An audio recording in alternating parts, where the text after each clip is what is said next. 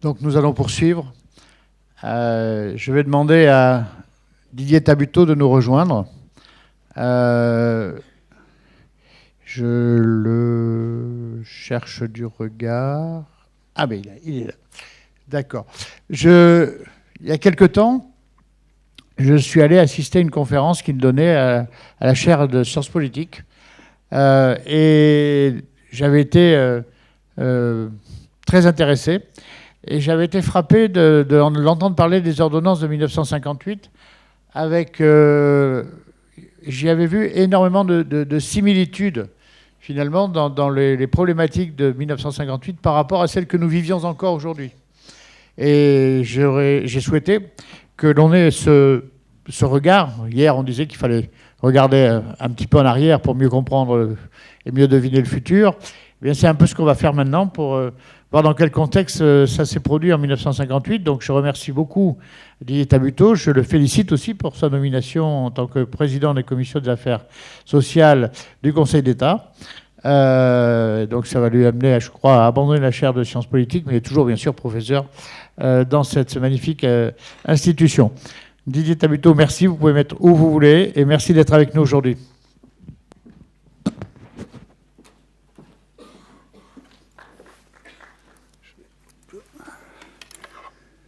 Monsieur le directeur général, mesdames, messieurs les présidents et les directeurs, chers amis, je suis particulièrement heureux d'être avec vous aujourd'hui pour cette manifestation et je vais essayer de simplement faire un petit retour sur le passé, raconter une histoire qui, quand j'ai commencé à la travailler pour la conférence à laquelle M.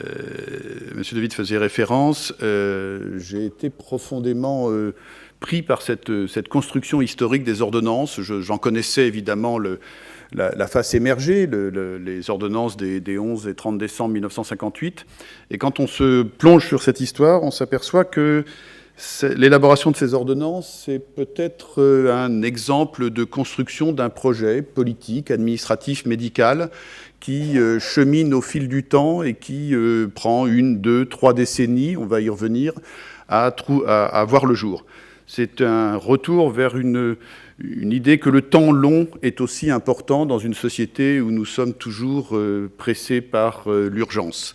Et donc je vais essayer de revenir sur cette construction. Alors je ne sais pas s'il y avait quelques diapositives, je ne sais pas si on peut les passer. Ah, si, ça a l'air de marcher. Parfait. Mais ce ne sont que des textes. Robert Debré, en ouverture de son formidable livre « L'honneur de vivre », écrivait en 1974 « Dès ma jeunesse, j'ai été choqué non seulement par la tristesse des vieux hôpitaux, dont les siècles de souffrance avaient comme imprégné les murs, mais encore par tout ce que j'entendais dire sur les grands concours, le favoritisme, le mandarinat. » C'est à partir de cette réflexion qu'il faut entrer pour comprendre ce qui s'est passé depuis le début de la carrière de Robert Debré, puisque son projet naît très tôt dans son esprit, jusqu'à l'institution et la publication des ordonnances de 1958. Et en fait, cette construction doit s'inscrire, je crois, dans une perspective historique qui est les 3 décennies qui ont permis de construire en France l'hôpital pour tous, c'est-à-dire les décennies de 1928 à 1958, qui sont 30 années très particulières dans notre histoire sociale. Alors, on était dans une tradition évidemment bien connue. 3 lois avaient consacré l'hôpital depuis le milieu du XIXe siècle comme le lieu de soins des nécessiteux, les lois de 1851, la loi de 1893 sur les secours médicaux à domicile et le cas échéant à l'hospitalisation pour les Français nécessiteux, et puis la loi de 1905. Et à partir des années 1928, avec l'extension des lois bismarckiennes voulues par le Parlement après le retour de l'Alsace-Lorraine en 1918 dans le giron national, s'ouvre une nouvelle perspective, s'ouvre une nouvelle ère pour évidemment la protection sociale, c'est l'introduction d'une nouvelle approche du risque social, mais également pour les hôpitaux. Et cette construction aboutit dès 1938 à une réflexion. Je cite un rapport de l'Inspection générale des services administratifs de cette année qui dit « On ne doit pas oublier que les assurés sociaux ne sont pas considérés comme des indigents, que pour les attirer dans leurs établissements, les commissions administratives, des hôpitaux bien sûr, se sont appliquées à ne plus mériter le reproche de faire de la médecine d'indigents. » il y a à cette époque l'idée que l'hôpital doit s'ouvrir à tous et ne pas être le lieu de la médecine des pauvres. Et dès 1939, un décret relatif à l'organisation des hôpitaux va prévoir que doivent être accueillis, doivent être prises en charge dans les établissements, non seulement les personnes indigentes, mais également les bénéficiaires, dit le texte, des lois sur les accidents du travail et sur les assurances sociales. On a donc bien une filiation entre la construction des assurances sociales en France et puis cette vocation nouvelle pour les établissements d'hospitalisation. Alors, ce décret de 1939 sera d'ailleurs repris par la loi qu'on connaît bien dans le droit hospitalier, même si malheureusement c'est un acte dit-loi de 1941, mais qui est en fait la recopie de ce décret de 1939 qui n'a pas été appliqué compte tenu de la déclaration de guerre. Alors, et c'est d'ailleurs un décret d'application de la loi de 1941 qui conduira à la création pour la première fois des centres hospitaliers régionaux, puisque c'est à ce moment-là que la notion apparaît. Alors, ce qui se produit ensuite, et j'en viens au sujet qui nous occupe, c'est une rupture idéologique, médicale, administrative, qui est portée par Robert Debré, bien avant qu'il ne soit professeur. C'est lorsqu'il est chargé par le comité médical de la Résistance d'élaborer en 1943 et 1944 des rapports qui vont faire date, qui sont les rapports dans lesquels les ordonnances de 58 puisent leurs racines. Alors ce sont des rapports qui vont être écrits par Robert Debré, transmis au comité médical de la Résistance, au comité national des médecins français, et qui seront finalement transmis au comité français de la libération nationale en janvier 1944, et le comité médical de la Résistance avait, je le rappelle, pour mission d'organiser en secret le service de santé pour les forces françaises de l'intérieur. Cet opuscule essentiel, qui devrait apparaître. Bon. Cet opuscule officiel et essentiel comporte une note sur la création et l'organisation d'un ministère de la population, une note sur le problème de la population en France, qui est d'ailleurs co-signée par Robert Debré et un jeune scientifique qui deviendra très connu, qui est Alfred Sauvy, et puis une note intitulée « Organisation de la profession médicale et réforme de l'enseignement de la médecine », qui est une note... Voilà. Cette note sur l'organisation de la médecine fait un constat de la situation de la médecine en France qui est d'une sévérité extrême. Je ne suis pas sûr qu'on oserait rédiger le même texte aujourd'hui. Je cite quelques passages. « Beaucoup de médecins ne sont pas instruits comme ils devraient l'être. Les praticiens, abandonnés à eux-mêmes, ne peuvent trouver au cours de leur carrière d'occasion convenable de s'instruire et de se tenir au courant, et il leur est souvent impossible de faire bénéficier leurs malades des progrès incessants de la science. Le travail scientifique est loin d'être poursuivi en France dans le domaine de la médecine comme il devrait l'être. La médecine française n'atteint pas de beaucoup, sur le plan international, le niveau qui lui était jadis reconnu. » Et la note préconisait, pour chaque Français, un médecin indépendant exerçant librement, mais également l'accès à l'hôpital pour tous, l'hôpital devenant un véritable centre de diagnostic et de thérapeutique pour toute la population.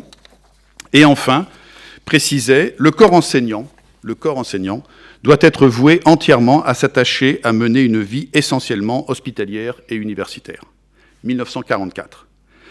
L'ambition de ce texte prémonitoire est reprise en 1956 par Robert Debré, et on peut le citer encore une fois. En effet, un principe social nous paraissait s'imposer. Les malades de toutes les classes de la nation devaient être, dans le cas de diagnostics difficiles, de maladies ou de blessures graves, de soins urgents, dirigés vers l'hôpital. Il fallait donc d'abord modifier le sentiment général d'une population habituée à considérer l'hôpital comme un refuge de la misère où l'on ne doit se rendre que si l'on ne peut l'éviter. Montrer ensuite que celui-ci est devenu le seul lieu où puissent se trouver les secours, les meilleurs, dans un cadre à tous égards favorable à la guérison. Il s'agissait de sortir des salles communes, il s'agissait de construire l'hôpital d'aujourd'hui. Alors, comment s'est faite cette réforme, lancée donc dans un texte d'idées en 1944 ? Elle va en fait, bien sûr, aboutir en 1958, mais être précédée par un travail médical et administratif, une alliance intellectuelle entre les médecins et les hauts fonctionnaires qui est tout à fait intéressante et qui est d'ailleurs retracée par Robert Debré dans l'ouvrage que je citais tout à l'heure. C'est à l'origine une initiative de Pierre Mendès France qui, en 1955, réunit un certain nombre de jeunes médecins autour de Jean Dosset pour réfléchir à un programme politique de rénovation du système de santé. Et d'ailleurs, en 1956, en février 1956, est présenté un plan de santé dans le journal du Parti radical socialiste, l'Information médicale. Les thèses qui sont développées par ces jeunes médecins sont extrêmement proches de celles qui figurent dès 1944 dans la note de Robert Debré. Et cela va conduire ces jeunes Turcs, comme ils ont été surnommés par la suite, à se rapprocher de Robert Debré, à se réunir autour de Robert Debré et à faire une espèce de convergence entre l'auteur du rapport de 1944 et les médecins qui veulent reconstruire le système de santé en 1955-56 dans ce travail. Et d'ailleurs, ça donnera lieu à un célèbre colloque tenu à Caen en novembre 1956 qui va permettre à tous les acteurs de se réunir et de se retrouver. Et la construction du projet va se faire autour d'une alliance médico-technique ou médico-administrative. Et Robert Debré écrit toujours dans cet ouvrage, « Le ministre de l'Éducation nationale, M. Billère, prend une décision d'une portée capitale en créant le comité interministériel pour la réforme des études médicales dont il me charge d'assurer la présidence. » Et c'est en fait autour de ce comité interministériel que va être imaginée, que va être construite la réforme Debré que nous connaissons.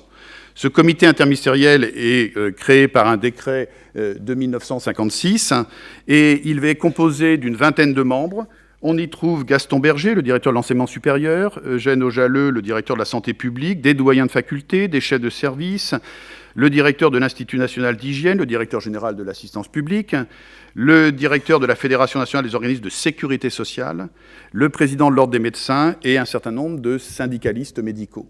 Et c'est ce comité interministériel qui va construire la réforme, avec l'aide d'ailleurs de jeunes maîtres des requêtes, dont Jean-Jacques Ribas, maître des requêtes au Conseil d'État. Et ce comité interministériel va travailler pendant plusieurs années, va produire un premier projet de loi en 1957, ou avant-projet, un deuxième projet de loi en 1958, qui, pour la première fois dans ce texte de mai 58, propose d'introduire la notion de centre hospitalier et universitaire. Et c'est cette construction, cette réflexion qui permet d'avoir des textes qui sont à maturité en 1958, qui vont pouvoir, évidemment, dans un contexte politique différent, être mis en œuvre lorsque la Ve République se met en place et lorsque le général de Gaulle devient le président du Conseil, puis le président de la République au début de l'année 1959. Et c'est dans ce contexte que la première ordonnance, l'ordonnance du 11 décembre 1958, est prise. Et cette ordonnance du 11 décembre va affirmer très clairement, c'est dans un des articles de tête de cette ordonnance, les hôpitaux et hospices publics sont ouverts à toutes les personnes dont l'État requiert leurs services. C'est bien la consécration de l'hôpital pour tous qui avait commencé à être développé, imaginé dans les années 1930 avec le développement des assurances sociales. Et ce même texte de décembre 1958 prévoit que le statut général du personnel des établissements de soins n'est pas applicable aux membres du personnel médical. Il y a en amorce, qui va être réalisé par la deuxième ordonnance, importante, il y en a eu d'autres, mais la deuxième ordonnance du 30 décembre 1958, sur laquelle je viens maintenant. Alors, cette ordonnance de fin 1958, elle est présentée devant le Conseil d'État lors de l'Assemblée générale du 11 décembre 1958. Désormais, les documents peuvent être, compte tenu de leur ancienneté, consultés. Et le rapporteur introduit les débats devant l'Assemblée générale dans ces termes. Il n'est pas nécessaire d'insister auprès de vous sur l'importance de l'enseignement médical pour le prestige de notre pays et également pour la formation de nos médecins et la santé de la France. Et le débat devant le Conseil d'État est extrêmement animé. Il y a des réticences, il y a des hésitations sur la transformation radicale qui est proposée par la réforme. Néanmoins, le Conseil se déclare in fine convaincu de la nécessité de la réforme envisagée. Et c'est l'ordonnance du 30 décembre 1958 qui est publié au journal officiel. Son exposé des motifs précise « Les hôpitaux, même où s'acquièrent des connaissances cliniques, ne sont plus adaptés aux fonctions que leur assigne l'évolution du droit social et des techniques de notre temps. Leur activité sous sa forme médicale ne s'y exerce en effet durant la plus grande partie de la journée que d'une manière plus ou moins réduite. » Et on voit poindre la question du temps plein pour les médecins hospitaliers. Alors, cette ordonnance...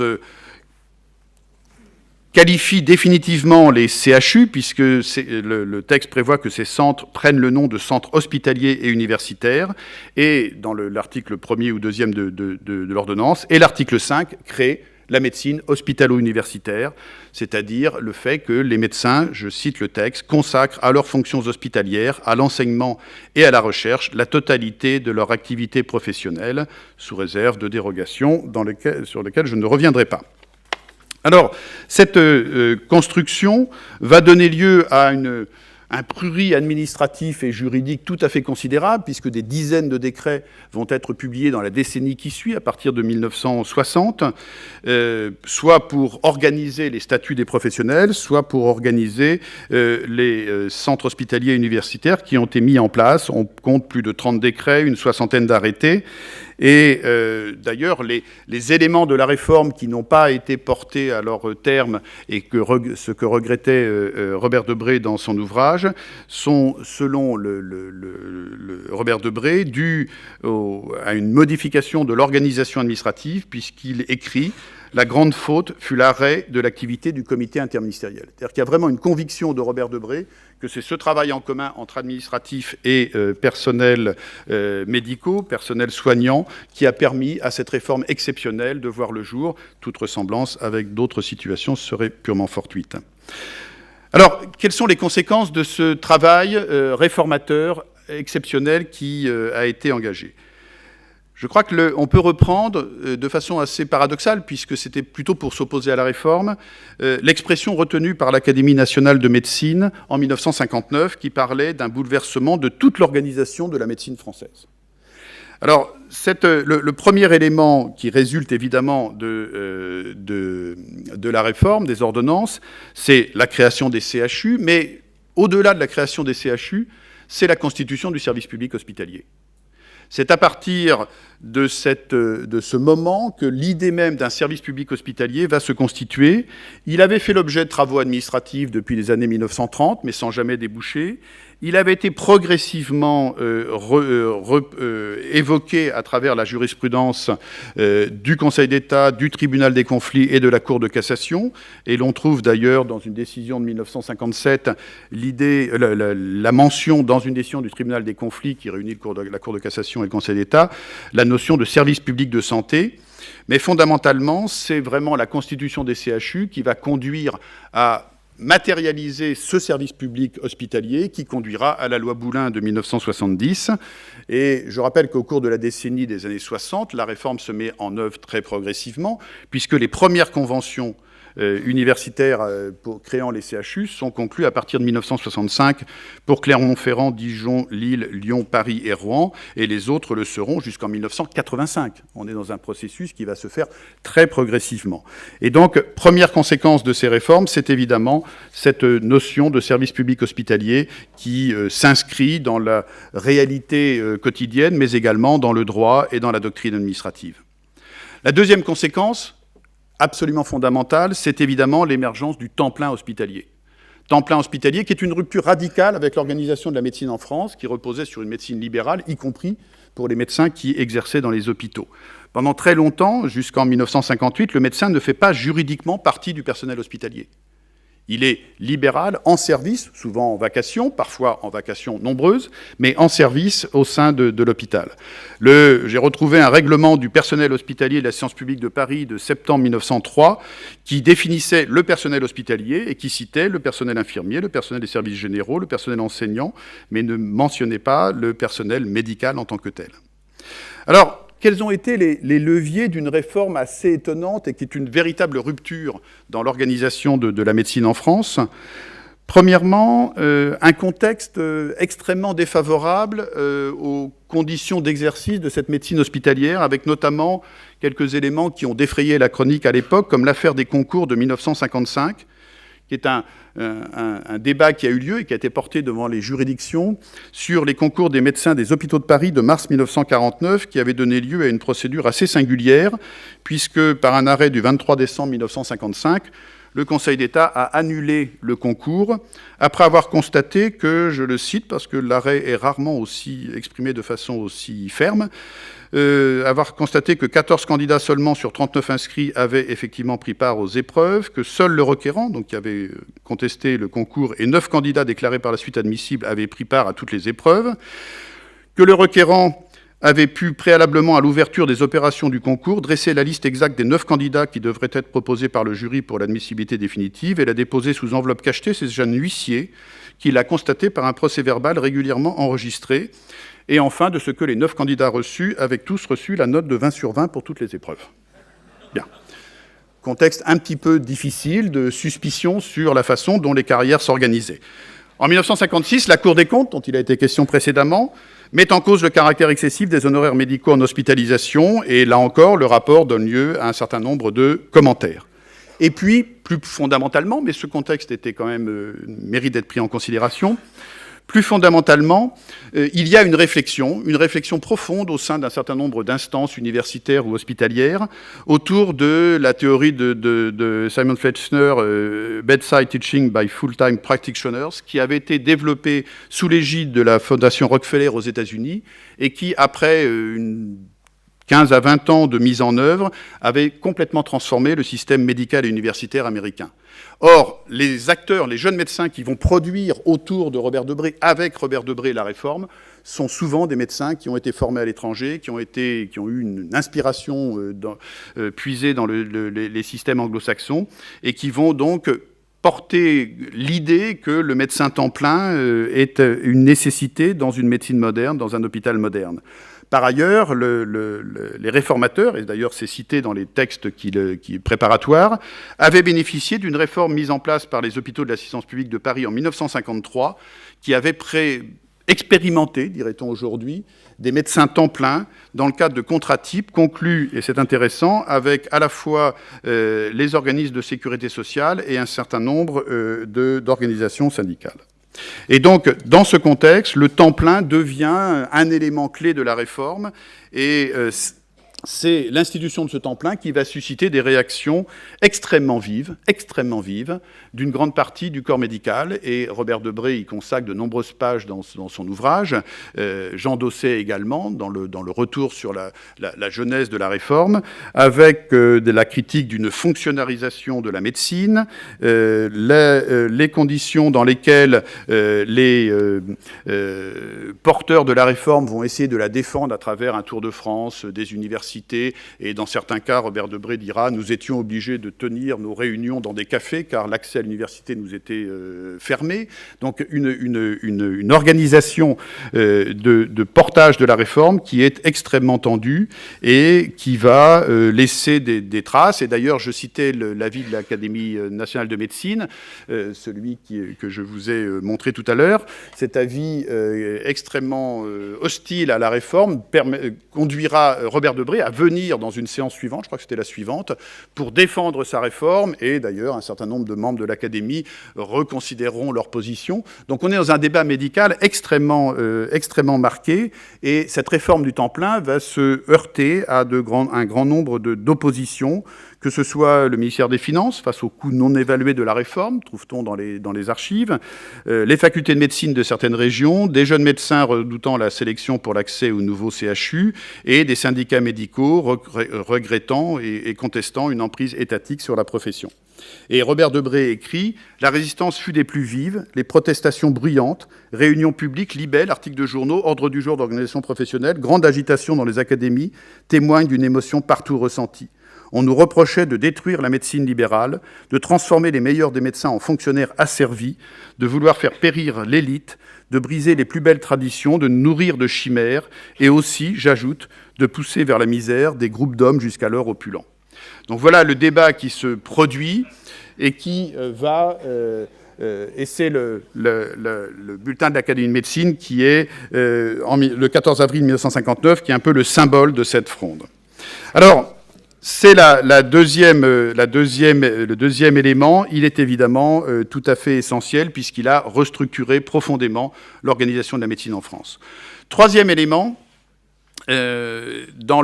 qui me servira de conclusion, puisque j'arrive au terme du temps qui m'a été imparti. Quelles sont les conséquences qui, au-delà de la réforme elle-même, des textes juridiques, des conditions administratives de son application vont résulter de ce bouleversement des ordonnances de 58. Premièrement, c'est l'affirmation d'un principe d'égalité devant la protection de la santé. C'est vraiment à partir de cette réforme que cette notion va s'introduire. Et d'ailleurs, Robert Debré le disait, nous voulions proclamer et réaliser notre idéal, établir l'égalité entre tous les Français devant la maladie et la souffrance. Et effectivement, la convergence ou le lien très étroit qui existe entre la construction des assurances sociales depuis 1928 et puis évidemment la généralisation à partir de 1945 par la sécurité sociale d'une protection contre la maladie et l'ouverture de l'hôpital pour tous réalisée par les ordonnances Debré sont les deux piliers de cette construction d'un principe d'égalité devant la protection de la santé. La deuxième conséquence des ordonnances, c'est sans doute, et avec des limites un peu plus fortes que les points précédents, c'est la prééminence de la spécialité technique hospitalière. C'est-à-dire que la construction des ordonnances avait pour objet de réintroduire la science au sein de l'organisation médicale et de l'organisation hospitalière.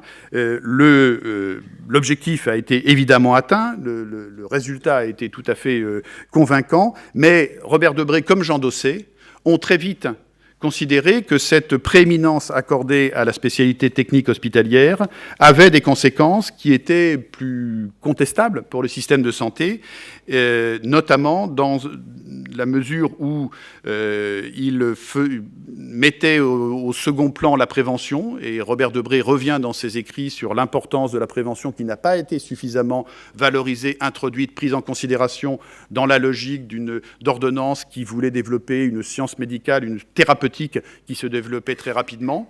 Et puis, deuxièmement, le fait de reléguer la médecine générale au second plan, puisqu'elle n'est pas intégrée dans le cadre universitaire qui se met en place à partir de 1958. Et dans les travaux, et notamment le colloque de Caen de 1996, où un certain nombre d'acteurs sont revenus, notamment Jean Dosset, sur la façon dont la réforme avait évolué, dont les conséquences qui en avaient été tirées, ce sont des points qui sont tout à fait évidents. Et puis, le troisième élément, qui est peut-être le moins connu, mais qui est également, je crois, très symptomatique, c'est que les ordonnances 58 ont été un creuset pour l'émergence des droits des malades. Alors c'est quelque chose qui n'est pas repris habituellement, mais quand on regarde de très près les textes, quand on se plonge dans une archéologie juridique autour de cette période, on s'aperçoit que le journal officiel du 12 décembre 1958 publie, donc dans le même journal officiel, à la fois la première ordonnance que j'ai citée tout à l'heure, l'ordonnance du 11 décembre 1958 relative aux hôpitaux et aux hospices publics, et dans le même temps, dans le même journal, à la suite, une circulaire cruciale du 5 décembre 1958 relative à l'humanisation des hôpitaux. C'est-à-dire que cette circulaire qui établit de façon formelle la doctrine de l'humanisation des hôpitaux, qui depuis 1944-1945 proposait de reconvertir le système hospitalier pour abandonner les salles communes à 20, 30, 40 lits pour venir à des chambres. Je rappelle que l'objectif de 1945 à 1970, c'était l'objectif des chambres à 6 lits. Sortir des salles communes pour venir vers un hôpital plus humain, l'hôpital dans lequel on n'était pas plus de 6 dans la chambre. Eh bien, cette doctrine de l'humanisation des hôpitaux, elle est matérialisée, elle est formalisée par cette circulaire de décembre 1958, qui est publiée dans le cadre de la réforme des ordonnances de 1958. Et d'ailleurs, cette circulaire, signée par le ministre de la Santé publique et de la Population, Bernard Chenot, s'ouvre par un constat révélateur, je le cite, « L'adaptation des conditions d'hospitalisation des malades aux exigences de la vie moderne et à l'évolution du niveau de vie moyen est un des problèmes essentiels de notre organisation hospitalière d'aujourd'hui, souvent désignée sous le vocable de l'humanisation des hôpitaux. » Et c'est dans cette lignée que les circulaires Ducammin et que la première charte de la personne hospitalisée de Simone Veil en 1974 vont s'inscrire. Tout ceci est dans une dynamique qui part des ordonnances de 1958. Et je crois que, et d'ailleurs, pour s'en convaincre, il faut relire l'exposé des motifs de l'ordonnance du 30 décembre 58, la deuxième ordonnance que j'ai citée, et je la cite, « Les efforts actuellement entrepris dans tous les secteurs en vue de l'humanisation des services hospitaliers doivent donc trouver dans la réforme envisagée l'un de leurs instruments les plus efficaces et l'une de leurs plus sûres garanties de succès. » Alors après cette archéologie des ordonnances 58, je laisserai le dernier mot à Robert Debré, évidemment, qui, toujours dans l'honneur de vivre, écrivait « La réforme hospitalière et universitaire est un succès. Elle change sous nos yeux la mentalité du public qui, craignant hier l'hôpital, y est aujourd'hui de plus en plus attiré. La qualité exceptionnelle des applications thérapeutiques les plus délicates est publiquement reconnue, ainsi que la valeur des diagnostics posés chaque jour avec plus de raffinement dans les cas les plus difficiles. Tout ceci s'est perpétué grâce à vous et je vous en remercie.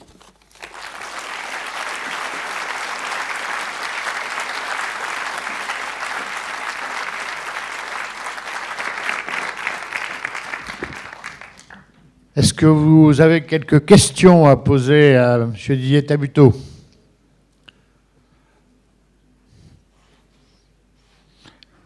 Tu dois avoir un micro là, Martin.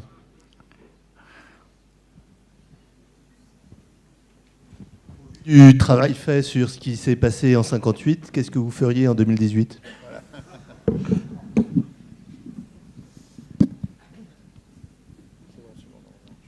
Je ne voudrais pas déflorer ce qui va se dire après. Non, je crois que dans les enseignements, moi, ce qui m'a captivé dans l'étude des textes depuis les années 1930, c'est cette alliance qui s'est créée entre l'ensemble des acteurs qui portaient l'hôpital pour le transformer. C'est-à-dire que si j'en crois Robert Debré, et il est très convaincant, mais je crois que Jean Dosset défend la même thèse, c'est que rien ne se serait fait si les administratifs et les médecins, les soignants n'avaient pas travaillé ensemble pour concevoir la réforme.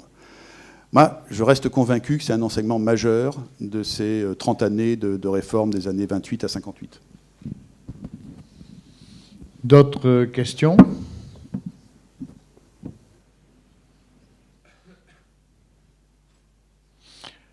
Bien, écoutez, merci en tout cas. Alors, je crois que votre propos d'abord nous réconforte parce que nous avons décidé tous ensemble, et justement avec les 6 présidents et toutes nos équipes, nous avons décidé qu'il fallait surtout garder l'ossature des ordonnances de 58. Et on s'aperçoit qu'on a raison parce que finalement on retrouve les thématiques essentielles d'aujourd'hui, l'égalité d'accès, déjà des soins pour chacun. Ce travail de temps plein qui pose un peu, c'est vrai, quelques difficultés aujourd'hui, mais puis cette magnifique organisation hospitalo-universitaire qui, comme vous l'avez dit, repose d'abord sur les hommes. Et je crois que c'est tout à fait important et c'est à nous à faire les transformations du futur. Tout à fait, je crois que c'est important. Merci encore de votre présence, de votre intervention. Vous allez avoir quelques minutes de pause. Je vous demande de revenir. Alors, les ministres doivent être là à 11h05. Donc, je vous demande de revenir dans la salle à 10h55. 10h05. Comment ? 10h55. Et je demanderai bien sûr aux 5 autres présidents des conférences d'être avec moi vers 11h pour accueillir les ministres à l'entrée de ce bâtiment. Bon petit café et à tout à l'heure.